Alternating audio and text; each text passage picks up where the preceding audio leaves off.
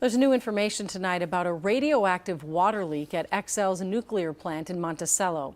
Energy leaders updated residents at a meeting just a few hours ago. That leak started late last year, but it wasn't until a few weeks ago that residents were notified. Devon Raming was at tonight's meeting, joins us live with an update. Devon? Well, Randy and Julie, the license for the Monticello nuclear plant is up for renewal. This is something that happens every 30 years, which is why leaders with the NRC were in town, and they used this opportunity to hear directly from residents regarding that radioactive leak, which happened back in November.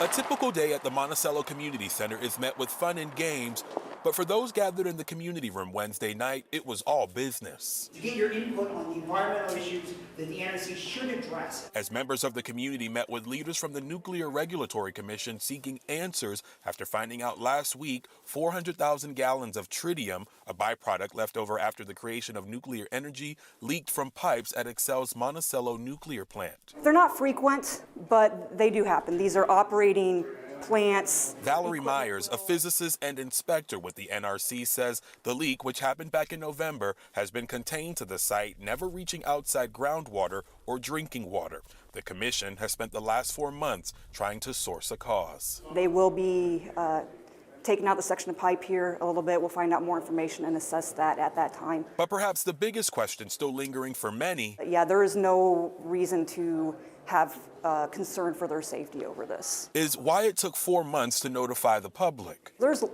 lots of little things that they have to deal with day in and day out, and if we tried to do public notifications on everything nuclear, because everything seems scary, right, for nuclear, we would be just bombarding everybody. Which is why residents like William Fair says he's finding comfort in trusting federal regulators. I would just like to make sure that as this progresses, that the term